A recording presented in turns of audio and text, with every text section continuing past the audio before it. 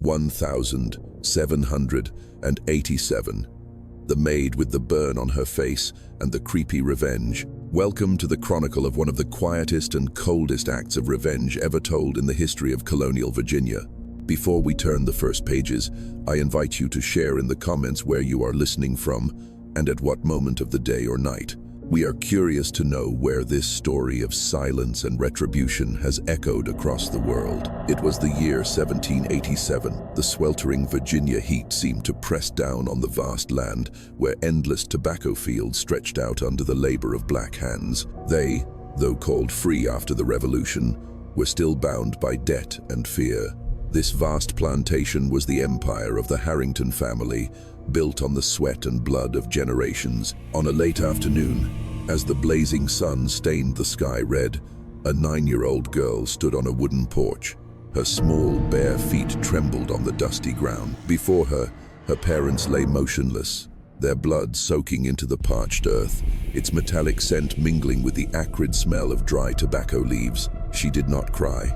The girl just stood there, one hand clutching the torn hem of her dress, the other clenched into a fist, her nails digging into her own flesh. Her dark eyes did not look down at her parents' bodies, but stared intently at the master and mistress, who still held hot hunting rifles in their hands. The burn scar on her right cheek twitched in the twilight, a permanent reminder of the pain that had been seared into her skin long before this tragedy.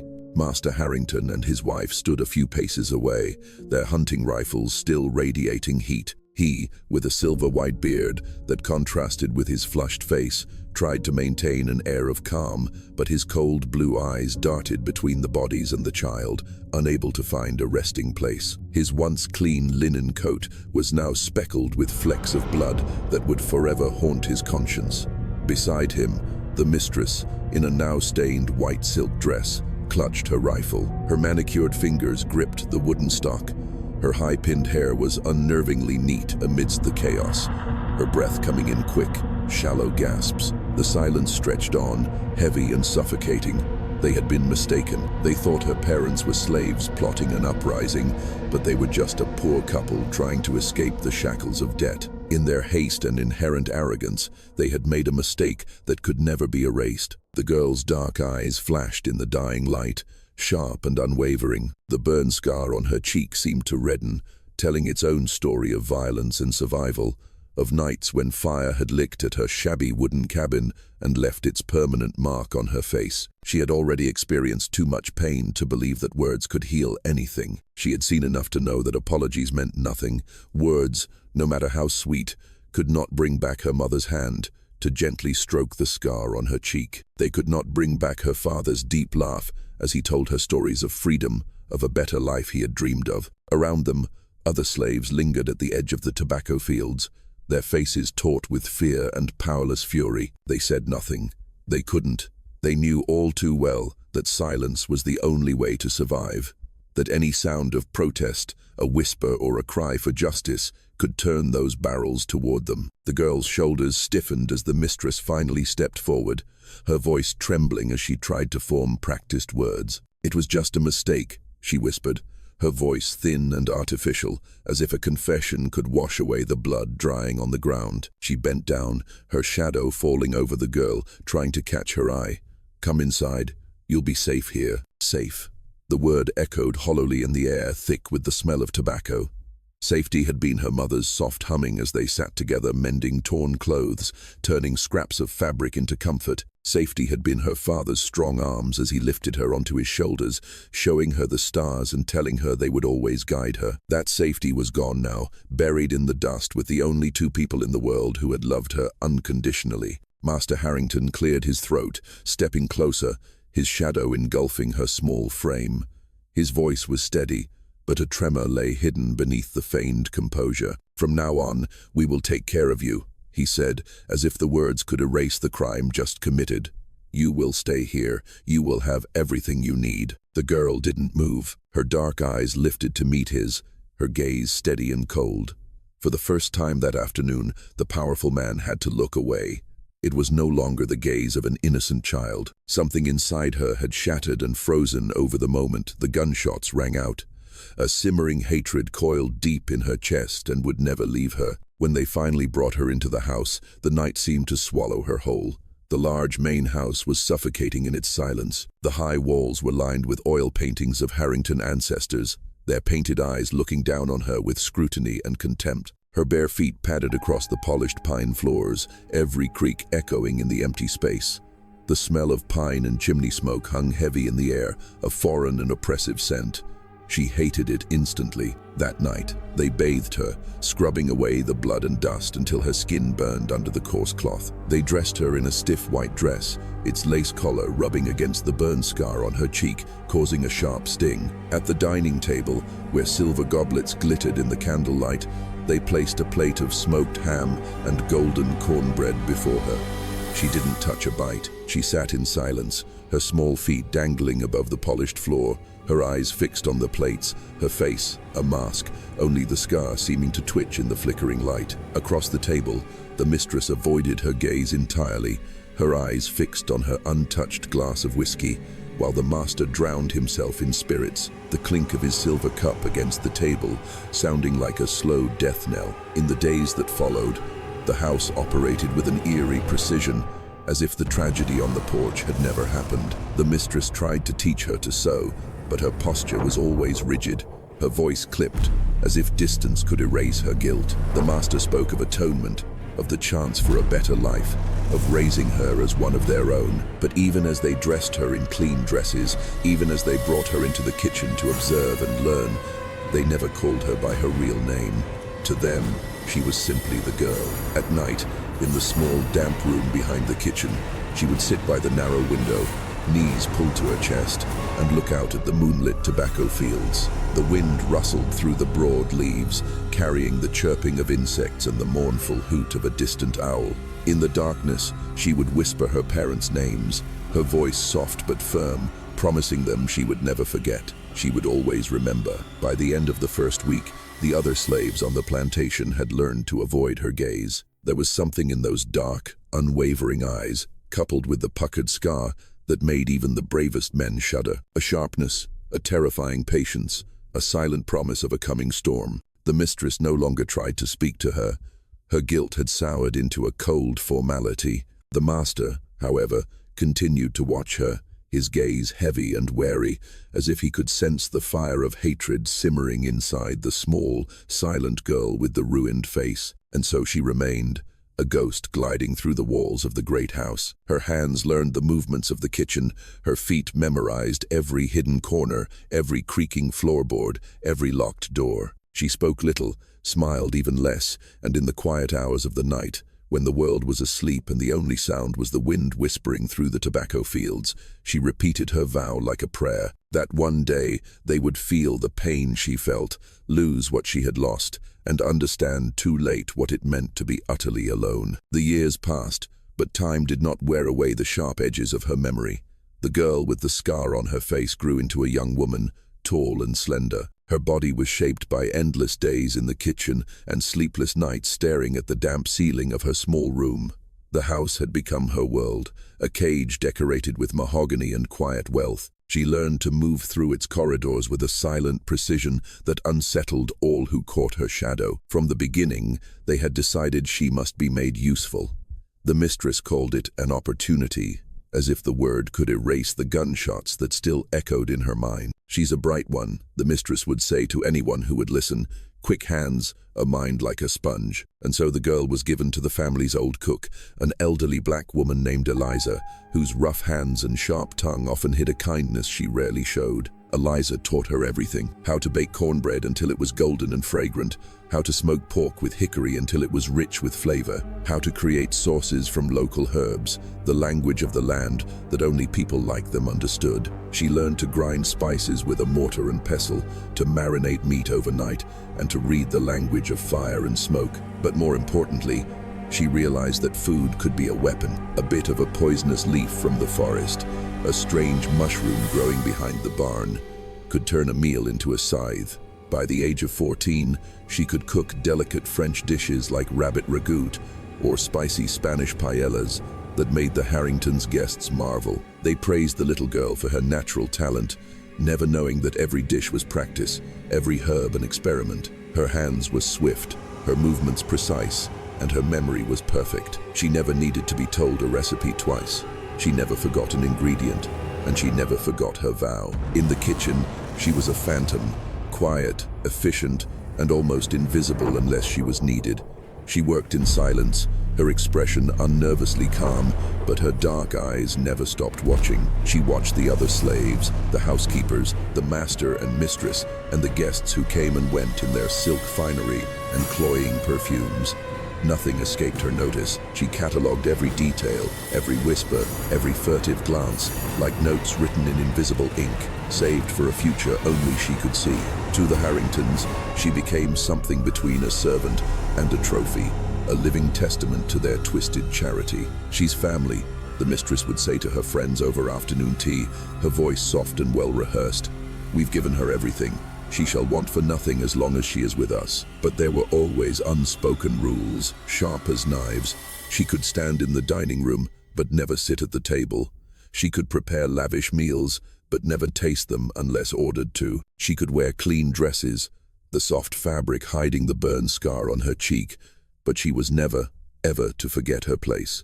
At night, when the house fell silent and the crickets chirped in the darkness outside, she would lie awake on her narrow bed, staring at the ceiling and listening to the house's heartbeat. She could hear the master's heavy footsteps in the hall, the creak of the floorboards under his weight, the mistress's whispers to the overseer, the clink of a wineglass, and the hollow laughter that never quite made it past the thick kitchen walls.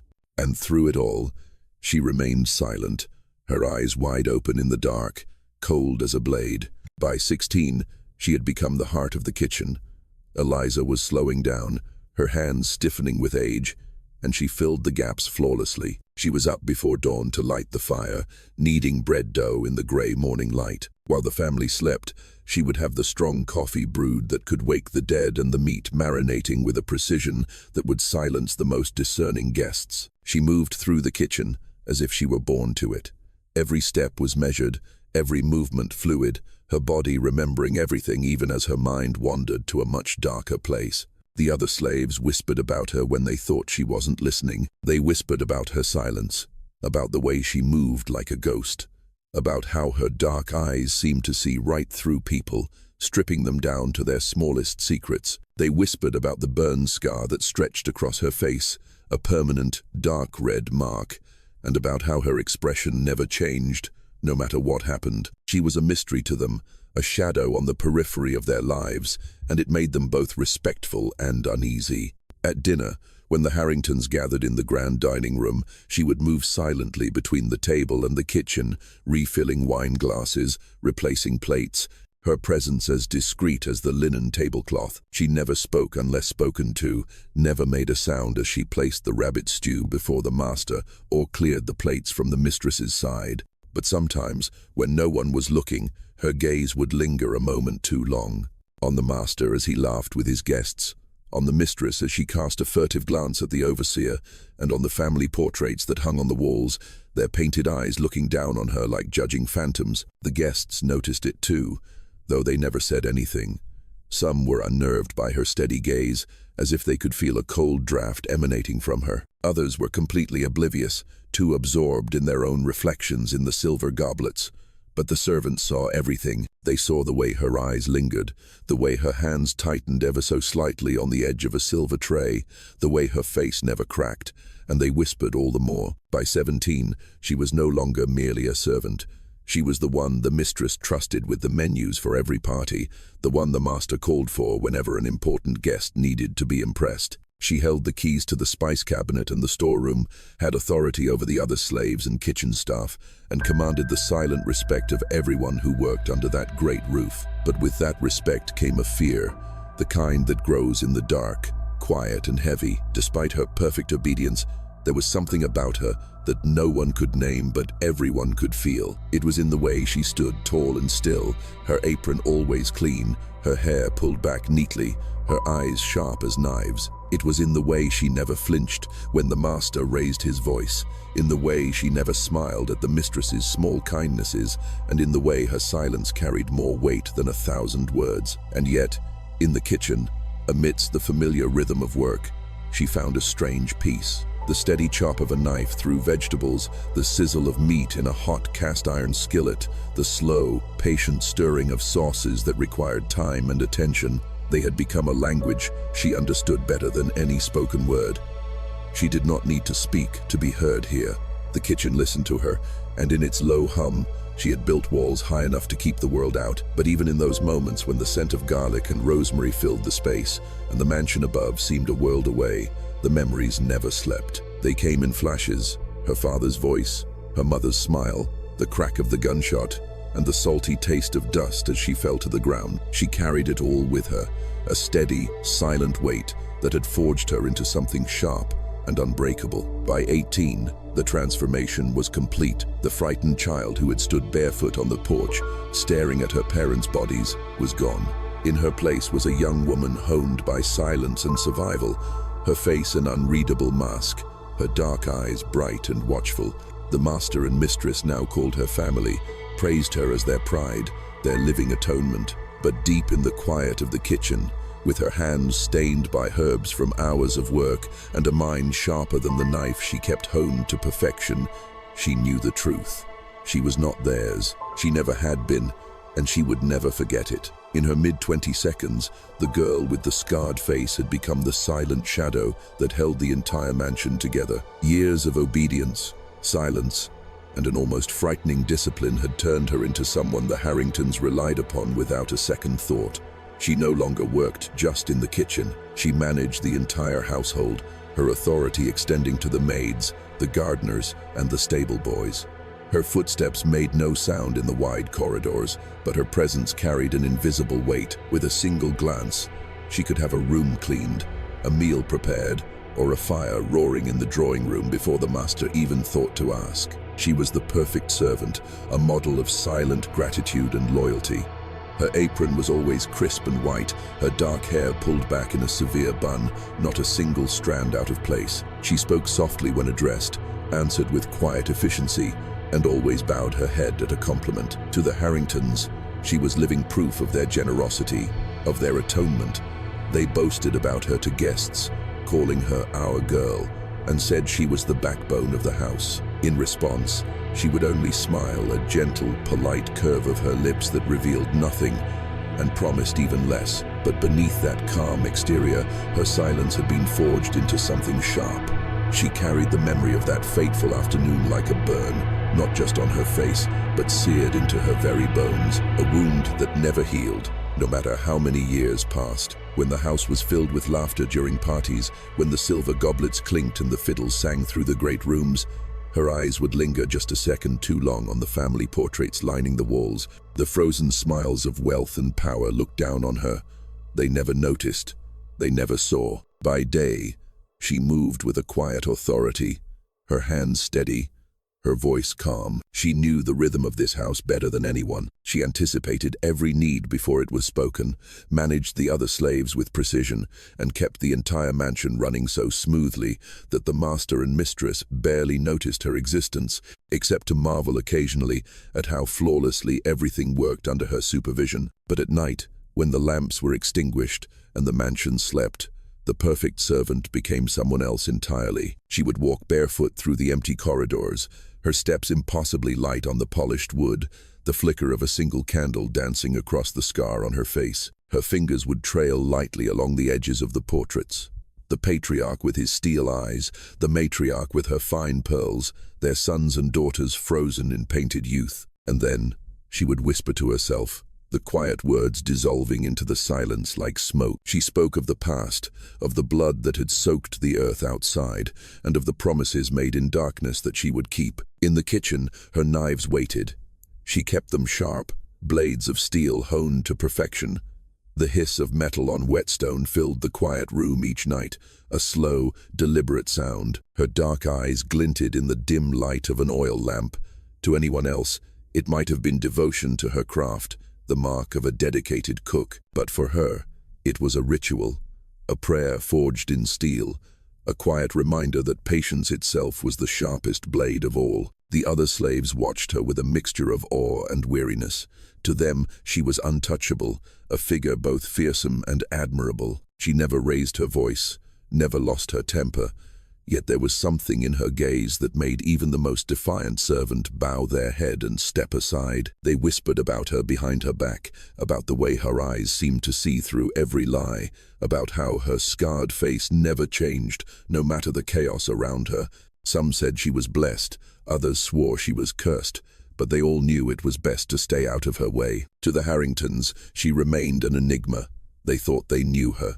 They mistook her silence for devotion, her composure for gratitude. They praised her loyalty, bestowing small, occasional gifts upon her, a new pair of shoes, a soft piece of fabric for a dress. Their rarest indulgence was allowing her to stand in the corner of the dining room during large parties. They never realized that every kindness they offered only deepened the fire of resentment that churned beneath her placid exterior. She accepted everything with downcast eyes and her familiar, polite smile, while silently counting the days, the years, the heartbeats that brought her closer to the moment she had long been waiting for. Sometimes, when the mansion was empty of guests and a quiet settled over the property, she would stand at the edge of the porch, looking out at the tobacco fields stretching to the horizon. The land looked different in the dark, stripped of its false beauty, stark and endless. She remembered running barefoot through these same fields as a child, her laughter swallowed by the vast sky,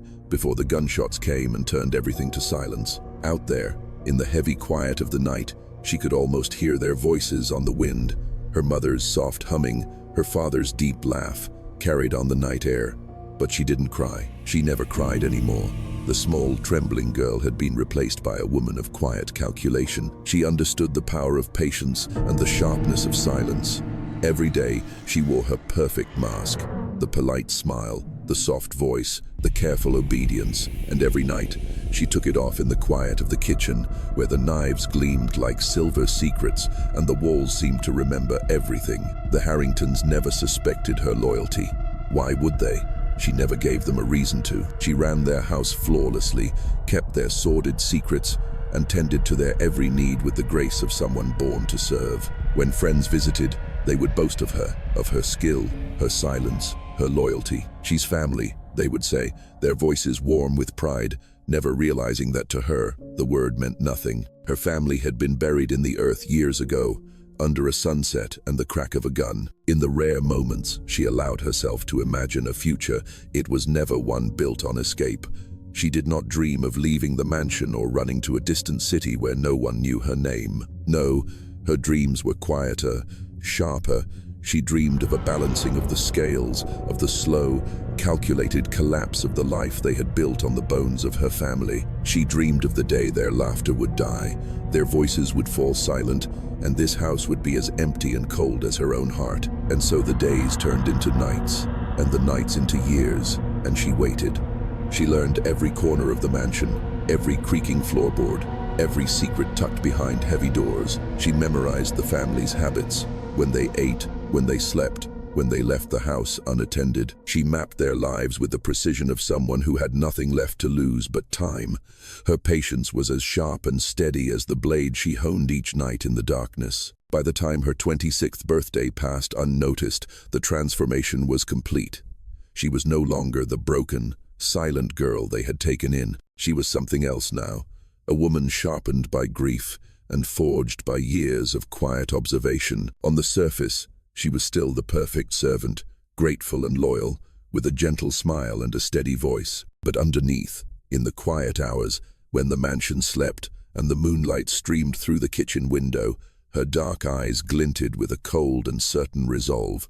She had not forgotten, and she would never forget. The first death came in silence. It was an evening like any other, the house glowing with a warm, amber light, and the sound of laughter echoing around the long dining table. The eldest son sat at the head of the table, tall and gaunt, his cruel smile highlighted by the glittering chandelier above. He had always been the loudest one, the one who barked orders at the slaves, the one who took without asking, the one who believed the house and everything in it, including her, belonged to him. That night, the roast was tender, the vegetables perfectly seasoned, the sauce rich and smooth. She moved silently around the table, refilling wine glasses, replacing empty plates, her hands as steady as ever. As she passed behind his chair, her dark eyes lingered for just a second, a cold, fleeting glance that no one noticed. Hours later, the house was silent again. The laughter had died, the lights had dimmed, and somewhere upstairs, a heavy body collapsed to the floor with a dull, ugly thud. By the time the others rushed to his room, he was still. His face was pale, his mouth agape, his eyes wide with the horror of a death he never saw coming. They called it an apoplexy.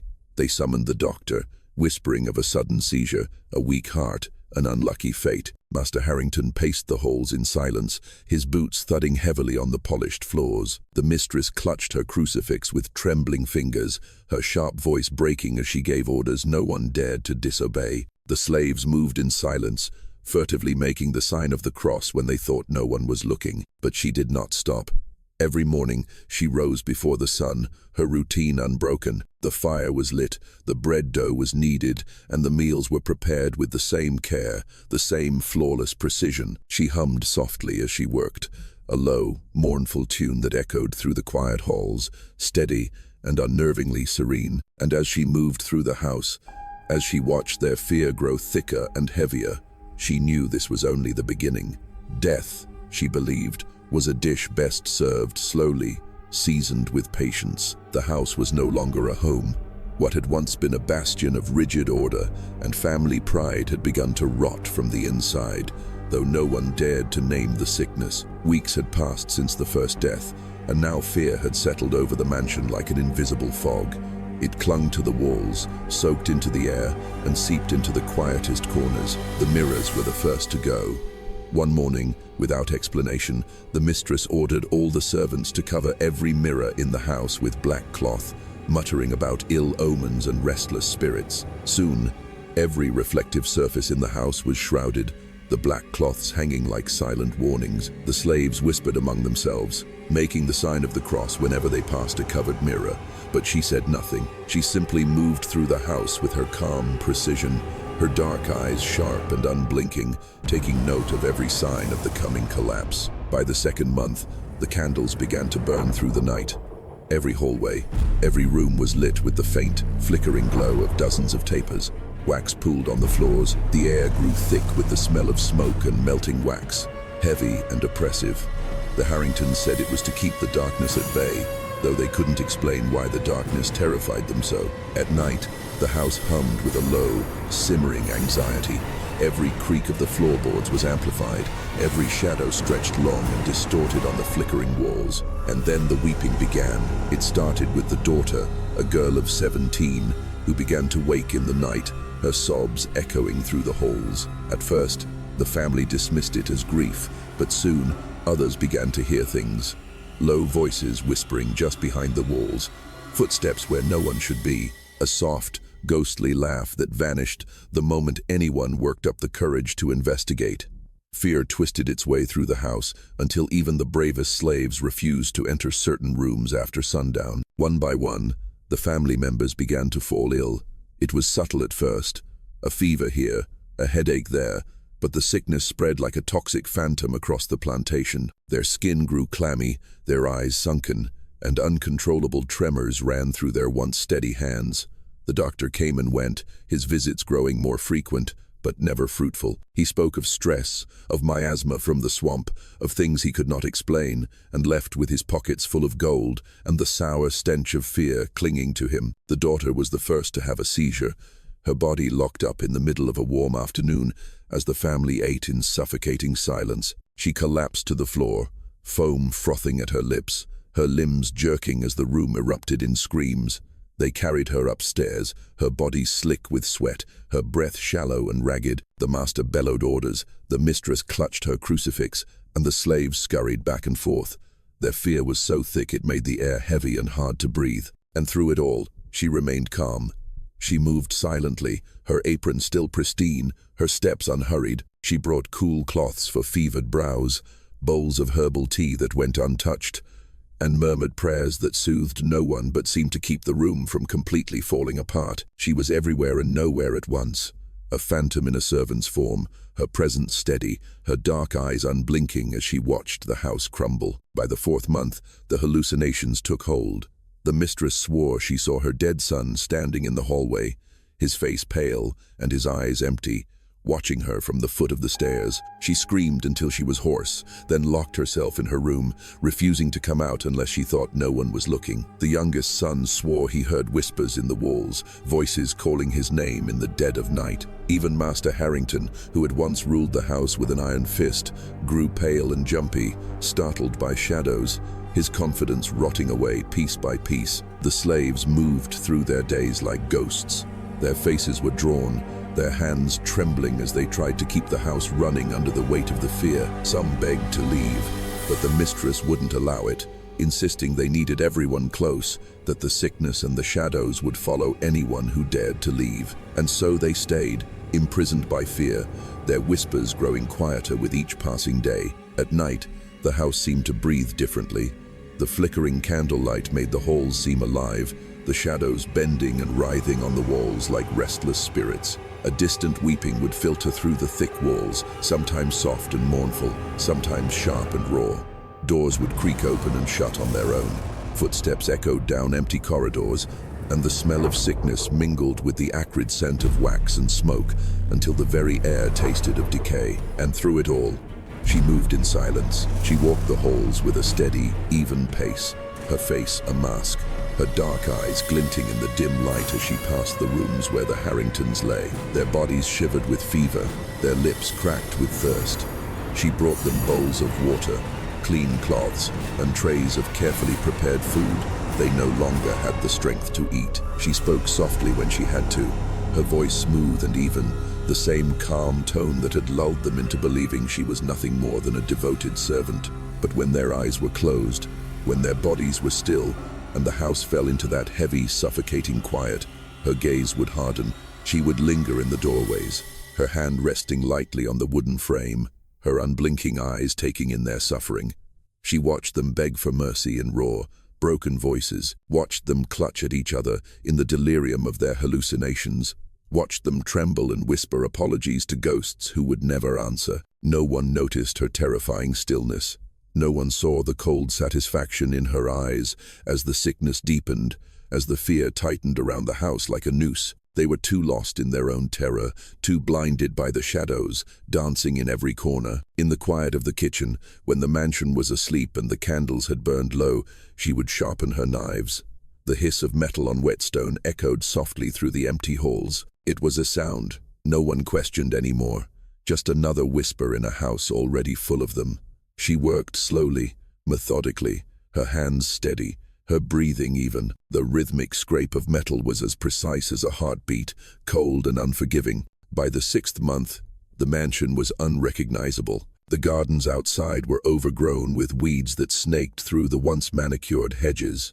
Dust gathered in the formerly gleaming corners, the air thick with rot and smoke. The Harringtons were confined to their rooms, their strength failing, their paranoia thick and suffocating. They mumbled of curses, of sins finally come to collect, of the ghosts of the dead returned for their due. She listened to it all, silent and still, her dark eyes sharp and watchful. She knew better than to believe in curses. What haunted this house was not a restless spirit, but something quieter, far more deliberate. It was her. And every day, as the sickness worsened and the house sank deeper into fear, she reminded herself of the promise she had made so long ago, that she would watch, that they would suffer, and that when the end came, it would come slowly, carefully, until there was nothing left but silence. The house had fallen impossibly quiet, its walls heavy with the weight of death and the lingering smell of sickness. What had once been a proud, bustling home was now little more than an empty shell. The halls were dimly lit by dying candles, the rooms filled with a silent, cloying dread. The few remaining slaves moved like ghosts, their voices whispers, their eyes downcast, afraid to look at her as she passed. The very air seemed thick with anticipation, as if the house itself knew the final act of this slow, deliberate play was about to begin. The patriarch of the Harrington family lay in his bed, the man who had once ruled this plantation with his voice and his gaze, now little more than a trembling, skeletal form swallowed by heavy blankets. His skin, once tanned from long days on horseback, was now a pale, waxy yellow, stretched tight over his bones like parchment. His eyes darted around the room, as if searching for an escape, but there was none. Fear clung to him like a second skin, the quiet kind of fear that comes only when a man finally realizes his power is gone. That time and retribution have found him in the one place he thought he was untouchable. The door opened almost soundlessly, the soft brush of her shoes on the wooden floor breaking the stillness. She entered the room, her form steady in the dim light, her dark apron still impeccably smooth, her hair pulled back neatly. In her steady hands was a small tray, and on it a single bowl of broth. Steam rose in thin, delicate wisps, carrying the faint scent of herbs and slow-simmered stock, filling the room with an almost cruel warmth in its comfort. She moved with a quiet grace, crossing the space between them with measured, deliberate steps. Her dark eyes were locked on his with an intensity that seemed to thicken the air. She set the tray gently on the bedside table, every movement careful, precise, as if this were any other evening, any other meal prepared for the man who had believed himself a god in his own house. Then she sat in the wooden chair, her hands folded neatly in her lap, her posture serene, her gaze unwavering. For a long moment, neither of them spoke. The only sound was the faint whistle of the wind through the cracks in the old window frame and his own shallow, ragged breathing. He stared at her, his dry lips trembling as if to form words, but none came. And yet, in that moment, he knew. He knew what was happening, even if the part of his mind clouded by fever and regret was still trying to deny it. Still, when she reached out and lifted the bowl of broth, her expression calm, almost gentle, and offered the spoon toward him, he parted his cracked lips and swallowed. The broth was warm, rich, and deceptively simple. It went down his throat like a forgiveness he had never earned. Her dark eyes never left his, sharp and steady, glinting in the faint candlelight as if lit from within. She said nothing at first. She just watched, silent, patient, as he took another spoonful, his trembling hands trying to steady the bowl as if it were the last lifeline in a world that had come completely undone. When his eyes met hers, a cold, brutal truth finally passed between them, a wordless understanding that whatever was left of him now belonged entirely to her. "I told you," she said softly, her voice smooth, almost delicate, as if sharing a secret, not delivering a sentence. "I never forget." The silence that followed was suffocating. The walls seemed to press in, the shadows gathered in the corners, and the single candle on the table flickered as if caught in an unseen storm. His breath hitched, a faint, uneven sound. For a moment, he looked like a man facing the sum of all his sins. She sat perfectly still, her face a mask, her hands still folded in her lap, patiently waiting for the broth to do its quiet, inevitable work. Minute passed. He coughed weakly, the last of his strength draining away, his voice breaking into desperate, wordless whispers. His eyes darted around the room as if seeing the faces of those who had gone before him. His son, his daughter, the ghosts of a broken family waiting for him in the corners, silent and judging. She did not move, did not flinch, offered no comfort. She simply watched, her dark eyes calm and steady, until his gaze found hers again and held, locked in a silent, terrible acknowledgement of all that had been done.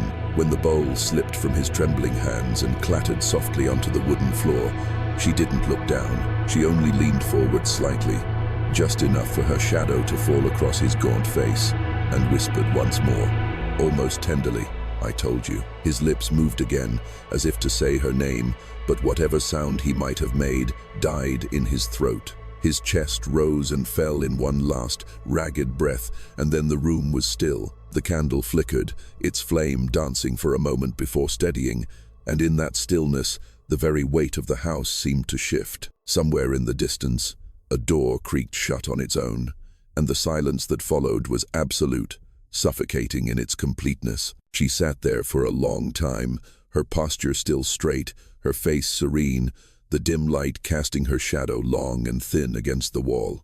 There was no rush, no drama. Revenge, after all, was not an act of haste. When she finally rose, she moved with the same silent precision she always had, her steps impossibly light as she crossed the room. She bent and pulled the blanket up over his face, her hands steady, almost gentle, as if placing a final period on a long sentence. The room now smelled of herbal broth, of candle wax, and of the cold, metallic scent of an end that could not be avoided.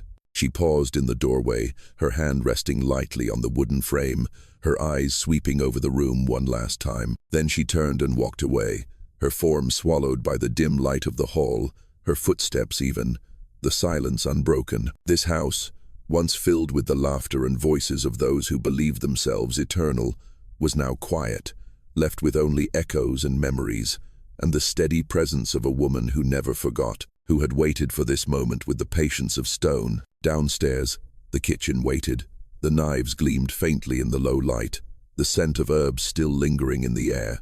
She moved through the familiar space like a ghost come home. Her hand brushed over the smooth wood of the table, over the polished handles of the knives that had been her companions in the long, quiet hours of the night. She set the tray down, washed the empty bowl with meticulous care, and dried it until it shone. When she finally stepped outside, the cool night air was a balm on her skin. The moon hung heavy and low over the endless tobacco fields that stretched away from the house. She stood there for a long time, the silence of the land merging with the silence in her chest, her dark eyes fixed on the horizon, as if searching for something only she could see. The wind rustled through the leaves, carrying the scent of damp earth and memory. She closed her eyes, letting it all wash over her. The house stood behind her, a dark silhouette, its windows black, its walls heavy with the burden of all they had witnessed. Inside, the last breath of the man who had built it still lingered, fading into the wood and stone, into the quiet that would forever hold his absence. And she, the girl who had once been small and broken, now stood alone. Her silence was no longer a wound, it was a crown. The plantation was silent now, a quiet that pressed on the skin and seeped into the bones, as if the very Virginian earth had been holding its breath for years, waiting for this moment. The Harrington family was gone, every last one, buried in the land they had claimed as their kingdom. Their voices were now just whispers lost to the wind. The papers had been signed.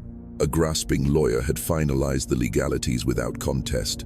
The entirety of the Harrington estate and its lands were now transferred to her name. The lawyer, a stiff man in a black coat with a practiced smile, had carefully explained the figures, the wills, the accounts, but she had said very little. She had nodded, her dark eyes steady, the same calm that had carried her through years of silent retribution, now enveloping her like a second skin. When it was done, when the last document bore her signature, a sharp, deliberate script she had taught herself in secret, she walked alone through the vast rooms of the house that had once been theirs. The sound of her footsteps echoed in the emptiness, a sharp, cold sound against the polished wood. The portraits still hung on the walls, their painted eyes following her as she moved. She paused before each one, looking directly into the frozen faces of those who had raised her in a cage of guilt and arrogance. She stood there for a long time, saying nothing.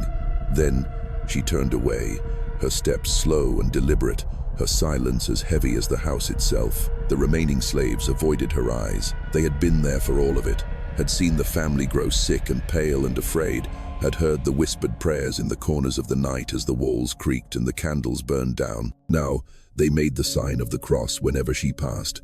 Their voices lowered to whispers, their eyes were always downcast, a sharp, sour fear hanging in the air around her. They whispered that the house was cursed, that the land was haunted, that no good could come of staying here. Perhaps they were right. Or perhaps they were simply too afraid to face the truth. She didn't care. She didn't need their fear, their trembling deference. She didn't need anyone. One by one, she freed them. There were no arguments, no farewells, no explanations. She gathered them in the main hall, her form still and quiet at the foot of the grand staircase, and told them they were free. She gave each of them some money and told them to leave. Her voice was calm, even, each word sharp and final.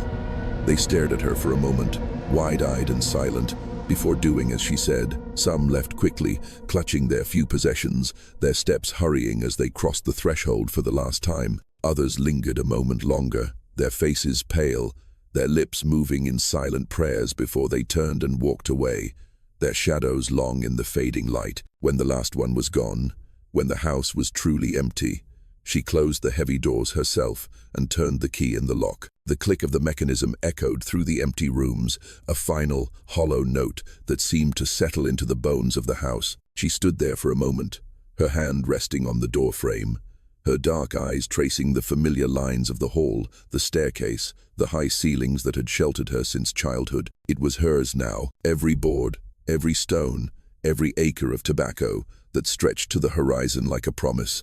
It was all hers. At night, the emptiness took on a different quality. The house, stripped of all voices and movement, seemed to breathe differently. The wind whistled through the cracks in the old window frames, carrying the distant howl of coyotes and the rustle of leaves in the fields. She would light candles in the dining room, tall white tapers that flickered in the still air, and sit in the master's chair at the head of the long table where she had once stood silently serving meals to people who never truly saw her. The mahogany tabletop gleamed under the soft light, the polished silver set so perfectly that it reflected her face in fractured pieces, the scar on her cheek like a fault line. She would sit there, her back straight, her hands folded before her, and stare at the empty chairs, her dark eyes gleaming in the candlelight like volcanic glass. The nights were long. Sometimes she would pour herself a glass of dark whiskey, the expensive kind the master had favored, and let the burn linger on her tongue. Sometimes she would sit in silence, her gaze fixed on the windows where the moonlight streamed in, painting strange patterns in the dust that had begun to settle in the corners. And sometimes, when the house was too still and the weight of the quiet was crushing, she would whisper to herself. Her voice was almost inaudible, the words devoid of emotion, just a quiet acknowledgement of what she had done and who she had become. Outside, the land was vast and empty, the fields bathed in silver moonlight, the air thick with the smell of dry earth and weeds. She walked the grounds at dawn, her stride steady, her eyes sweeping over the land that was now hers alone. The sun would rise slowly, heavily, painting the sky in streaks of red and gold, and she would stand there, a silhouette against the light, silent and still as the new day began. Field hands on the distant road would glance toward the house and whisper among themselves, their voices low, their eyes wary. No one dared to approach. The plantation was hers, and everyone knew it. The days passed in a strange, quiet rhythm. She kept the house in order, her movements precise and efficient, her routine steady and deliberate. She cooked for herself in the same kitchen where she had once labored for others. The sizzle of the hearth and the rhythmic chop of a knife were the only sounds that anchored her in the quiet of the empty house. She still kept her knives sharp, the polished blades catching the light as she cleaned and oiled them, her hands moving with the same care and precision she had always shown. At night, the dining room became her sanctuary. She would light the candles and sit at the head of the table, the silverware gleaming in the soft light, her reflection sharp and fractured on the polished metal. Sometimes she would close her eyes and listen to the stillness, the hum of the house settling around her, the soft whisper of the wind in the fields. Other times, she would sit with her eyes wide open, staring at the empty chairs, her gaze steady, her face unreadable, as if daring the lingering ghosts in the corners to come closer. There were no more voices, no more footsteps, no more laughter echoing down the halls. The house was hers, the land was hers, and this silence was hers. The people who had ruled her were gone, their power turned to dust and memory, their fortune signed away and forgotten. She had taken everything from them, piece by piece, until there was nothing left but the quiet and the long, empty rooms that were now hers. And yet, as she sat there at the head of the table, her dark eyes catching the flickering candlelight, there was no smile, no satisfaction, no trace of victory, only the quiet, the hum of a house finally silenced, and the steady, unblinking gaze of a woman who never forgot and would never forgive. The years passed like sand through fingers, but the land never forgot her mark.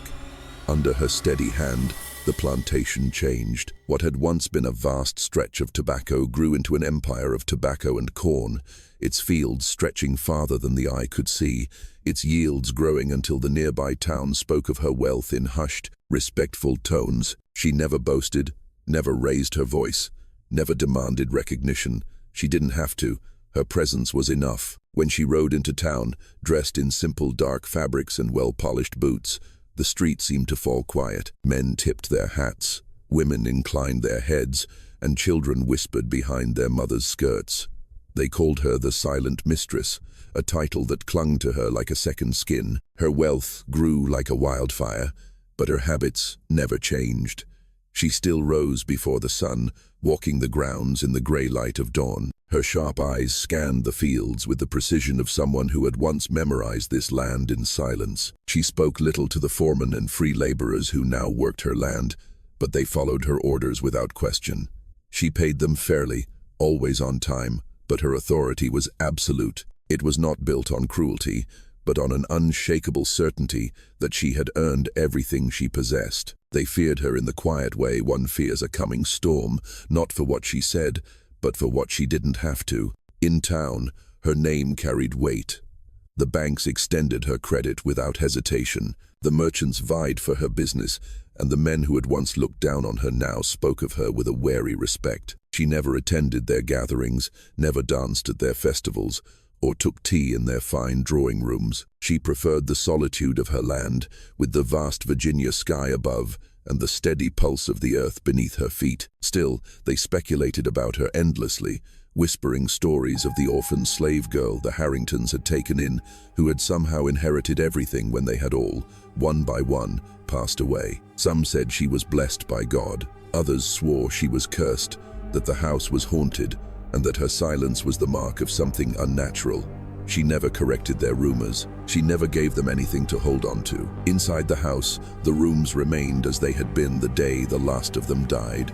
The portraits still hung in their gilded frames, their painted eyes watching her as she moved through the halls. The long dining table was still polished with layers of beeswax, the silver still bright and sharp, though it had not been set for a guest in years. The servants were long gone. The house was hers alone now, vast and empty, echoing with the sound of her own footsteps in the quiet hours of the night. She kept it impeccably clean, every surface free of dust, every corner pristine, as if to let it fall into decay would be to tarnish the very thing she had built from the ashes of their sins. But at night, when the wind blew hard across the fields and rattled the window shutters, she still heard their voices.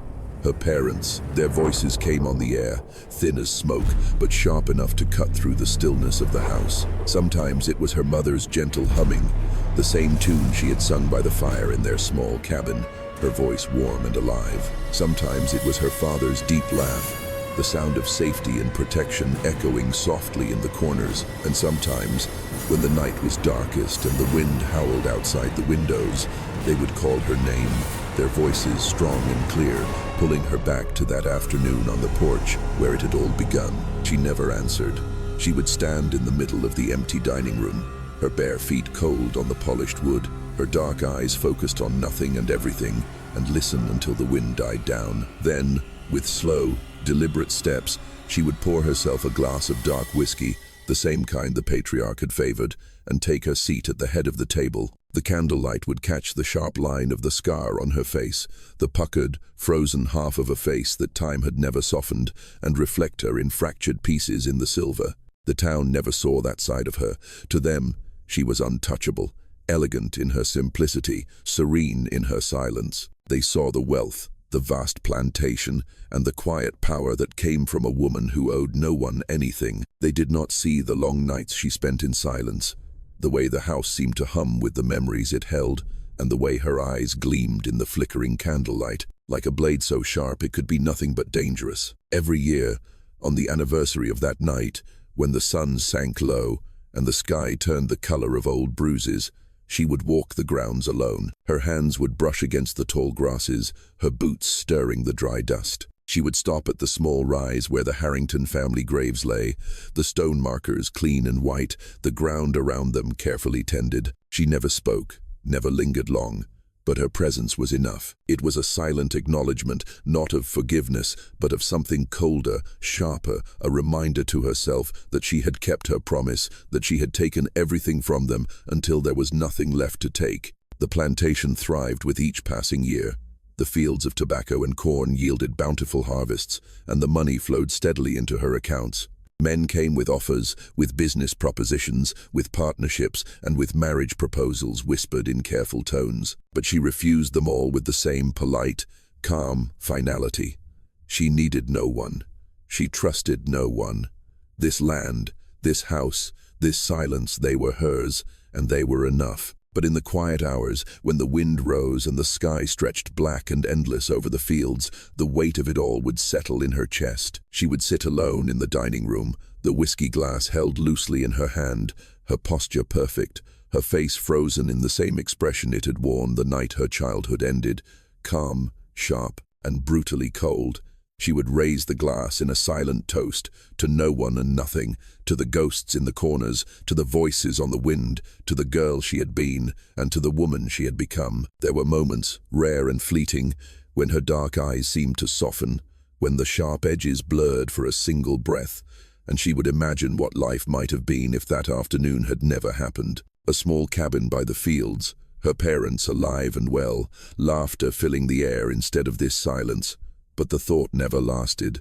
The silent mistress of Virginia did not allow herself the luxury of dreams. She had built her world on a foundation of loss and patience, and there was no room for anything but the truth she carried like a knife in her heart. The townspeople would tell these stories for years to come, of the woman with the scar on her face who ruled a county without a word, of how her gaze could freeze a man in his tracks, of the strange, haunting beauty of the house that stood alone on the horizon, untouched by time or decay. And in every story, there was the same thread, a sense that she was something more than human, that her silence was the language of the land itself, vast, endless, and full of secrets, too deep to name. And when the wind blew hard across the fields, carrying the scent of dust and old blood, they would swear they saw her silhouette, standing at the edge of the porch, a glass raised in a silent, solitary toast, her scar catching the last rays of the dying day, and her dark eyes would gleam like the last shard of a knife against the dying sky.